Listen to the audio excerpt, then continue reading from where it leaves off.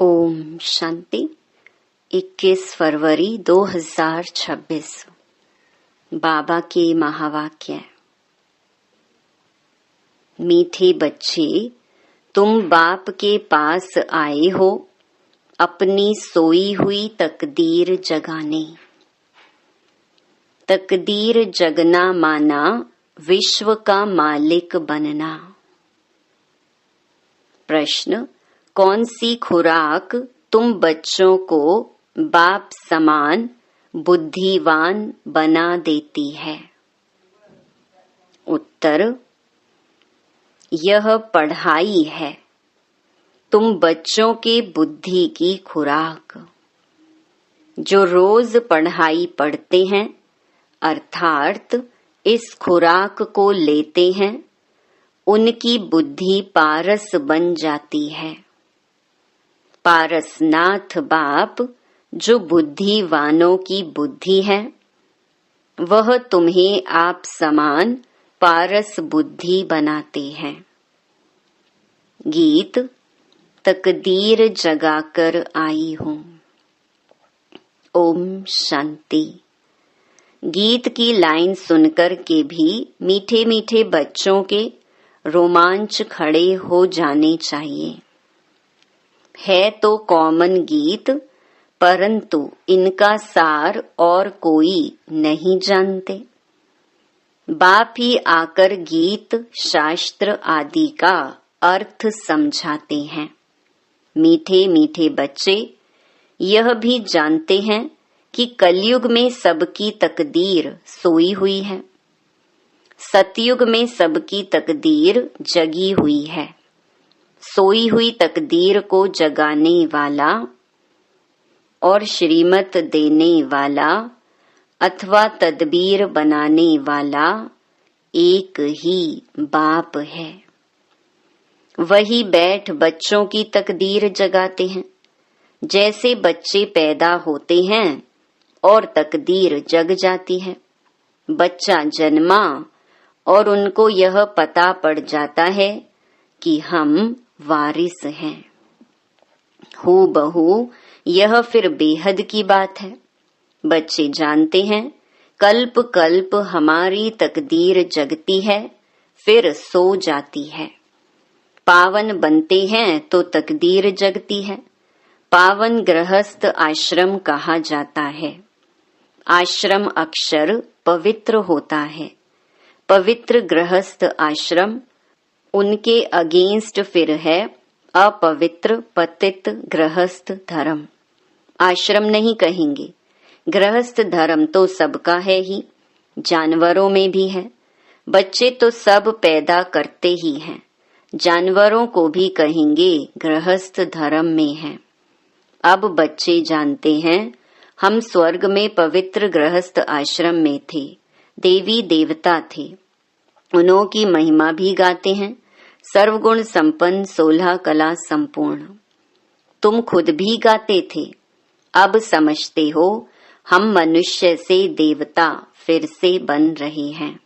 गायन भी है, मनुष्य से देवता करत किए न लागी वार। ब्रह्मा विष्णु शंकर को भी देवता कहते हैं।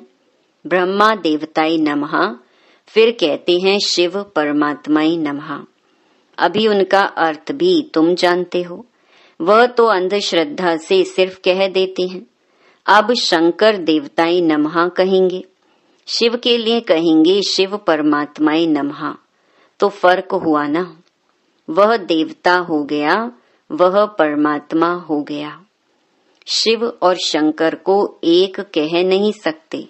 तुम जानते हो हम बरोबर पत्थर बुद्धि थे, अब पारस बुद्धि बन रहे हैं। देवताओं को तो पत्थर बुद्धि नहीं कहेंगे। फिर ड्रामा अनुसार रावण राज्य में सीढ़ी उतरनी है। पारस बुद्धि से पत्थर बुद्धि बनना है।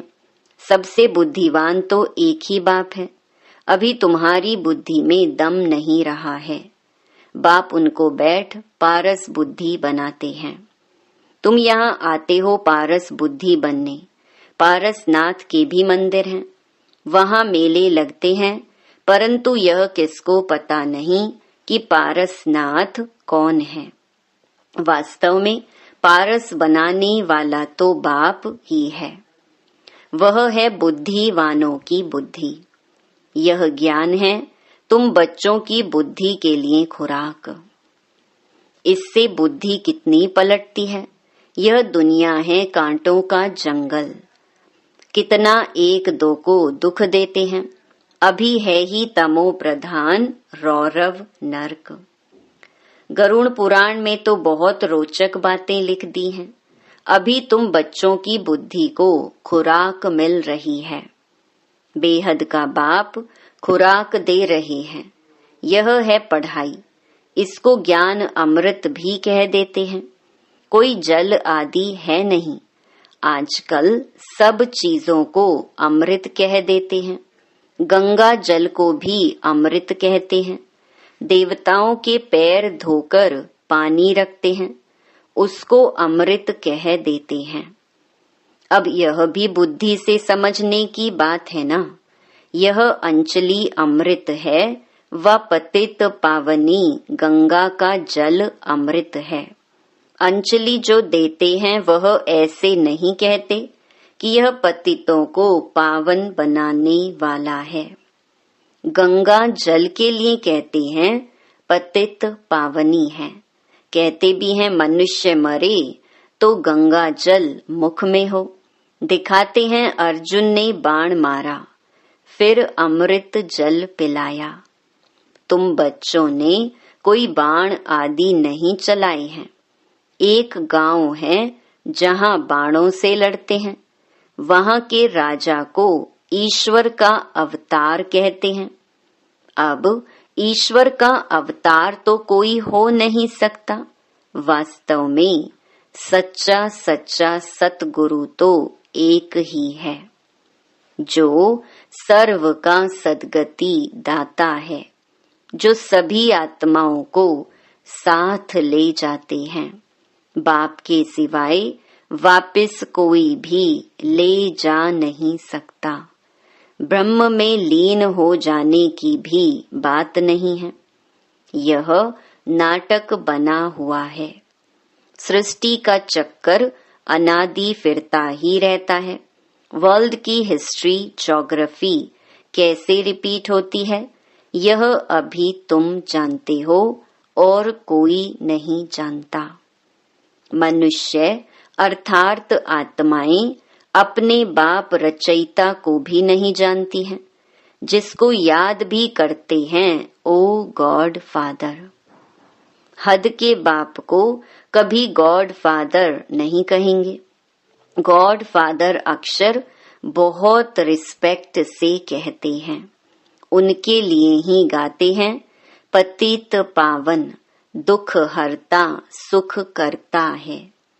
एक तरफ कहते हैं वह दुख हरता सुख करता है, और जब कोई दुख होता है वह बच्चा आदि मर जाता है तो कह देते ईश्वर ही सुख दुख देता है।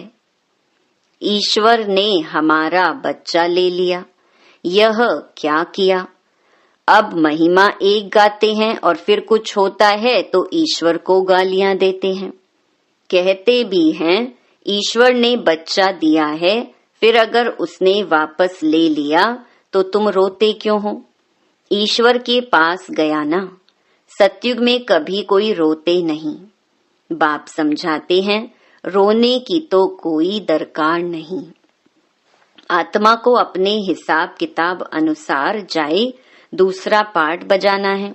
ज्ञान ना होने कारण मनुष्य कितना रोते हैं, जैसे पागल हो जाते हैं।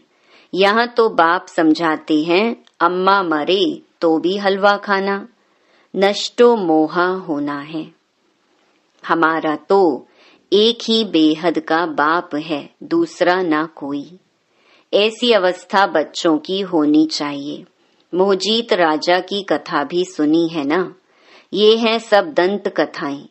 सतयुग में कभी दुख की बात नहीं होती, ना कभी अकाले मृत्यु होती है।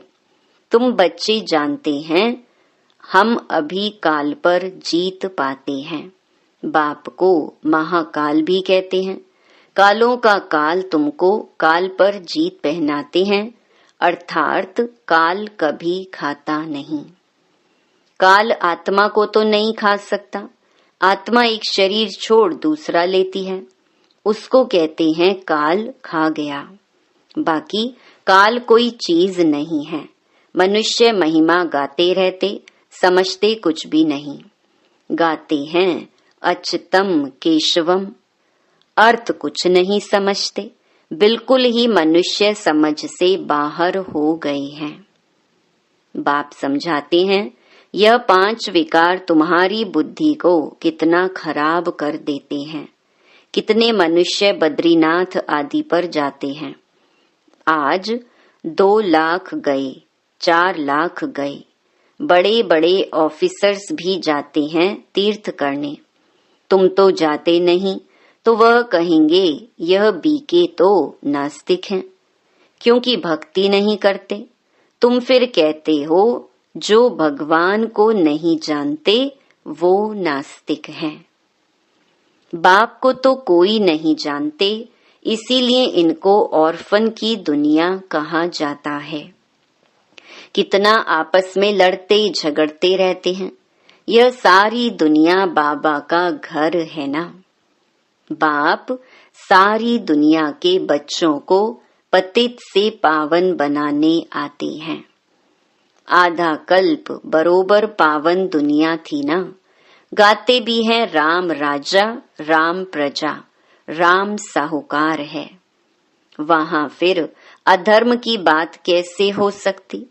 कहते भी हैं वहां शेर बकरी इकट्ठे जल पीते हैं। फिर वहां रावण आदि कहां से आए, समझते नहीं। बाहर वाले तो ऐसी बातें सुनकर हंसते हैं। तुम बच्चे जानते हो, अभी ज्ञान का सागर बाप आकर हमें ज्ञान देते हैं। यह पतित दुनिया है ना। अब प्रेरणा से पतितों को पावन बनाएंगे क्या। बुलाते हैं, हे पतित पावन आओ, आकर हमको पावन बनाओ, तो जरूर भारत में ही आया था। अब भी कहते हैं, मैं ज्ञान का सागर आया हूँ। तुम बच्चे जानते हो शिव बाबा में ही सारा ज्ञान है। वही बाप बैठ बच्चों को यह सब बातें समझाते हैं। शास्त्रों में सब हैं दंत कथाएं, नाम रख दिया है। व्यास भगवान ने शास्त्र बनाए। अब वह व्यास था भक्ति मार्ग का, यह है व्यास देव। उनके बच्चे तुम सुख देव हो। अब तुम सुख के देवता बनते हो। सुख का वर्षा ले रहे हो व्यास से, शिवाचार्य से। व्यास के बच्चे तुम हो, परंतु मनुष्य मूंझ ना जाएं, इसीलिए कहा जाता है शिव के बच्चे। उनका असुल नाम है ही शिव। तो अब बाप कहते हैं, किसी देहधारी को मत देखो, जबकि शिव बाबा सम्मुख बैठे हैं। आत्मा को जाना जाता है, परमात्मा को भी जाना जाता है। वह परम पिता परमात्मा शिव। वही आकर पतित से पावन बनने का रास्ता बताते हैं। कहते हैं, मैं तुम आत्माओं का बाप हूँ। आत्मा को रियलाइज किया जाता है, देखा नहीं जाता है। बाप पूछते हैं, अब तुमने अपनी आत्मा को रियलाइज किया। इतनी छोटी सी आत्मा में अविनाशी पार्ट नोंधा हुआ है, जैसे एक रिकॉर्ड है। तुम जानते हो, हम आत्मा ही शरीर धारण करती हैं। पहले तुम देही अभिमानी थे, अब देही अभिमानी हो। तुम जानते हो, हम आत्मा 84 जन्म लेती हैं, उनका अंत नहीं होता। कोई कोई पूछते हैं, यह ड्रामा कब से शुरू हुआ। परंतु यह तो अनादि है, कभी विनाश नहीं होता। इनको कहा जाता है बना बनाया अविनाशी वर्ल्ड ड्रामा। तो बाप बैठ बच्चों को समझाते हैं जैसे अनपढ़ बच्चों को पढ़ाई दी जाती है। आत्मा ही शरीर में रहती है। यह है पत्थर बुद्धि के लिए फूड, भोजन। बुद्धि को समझ मिलती है। तुम बच्चों के लिए बाबा ने चित्र बनवाए हैं, बहुत सहज हैं। यह है त्रिमूर्ति ब्रह्मा विष्णु शंकर। अब ब्रह्मा को भी त्रिमूर्ति क्यों कहते हैं? देव देव महादेव एक दो के ऊपर रखते हैं, अर्थ कुछ भी नहीं जानते। अब ब्रह्मा देवता कैसे हो सकता? प्रजापिता ब्रह्मा तो यहाँ होना चाहिए। यह बातें कोई शास्त्रों में नहीं है। बाप कहते हैं मैं इस शरीर में प्रवेश कर इन द्वारा तुमको समझाता हूँ, इनको अपना बनाता हूँ, इनके बहुत जन्मों के अंत में आता हूँ। यह भी 5 विकारों का संन्यास करते हैं। संन्यास करने वाले को योगी ऋषि कहा जाता है। अभी तुम राज ऋषि बने हो। 5 विकारों का संन्यास तुमने किया है तो नाम बदलता है। तुम तो राज योगी बनते हो। तुम प्रतिज्ञा करते हो। वह सन्यासी लोग तो घर बार छोड़ चले जाते हैं।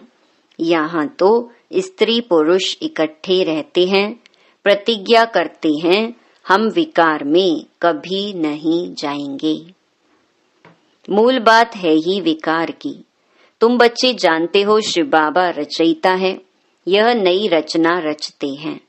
वह बीज रूप सत चित आनंद का सागर, ज्ञान का सागर है। स्थापना विनाश पालना कैसे करते हैं यह बाप जानते हैं। मनुष्य नहीं जानते। फट से कह देते तुम बी के तो दुनिया का विनाश करेंगी। अच्छा तुम्हारे मुख में गुलाब। कहते हैं यह तो विनाश के लिए निमित्त बनी है। न शास्त्रों को, न भक्ति को, न गुरुओं को मानती हैं, सिर्फ अपने दादा को मानती हैं। लेकिन बाप तो खुद कहते हैं यह पतित शरीर है, मैंने इनमें प्रवेश किया है। पतित दुनिया में तो कोई पावन होता नहीं।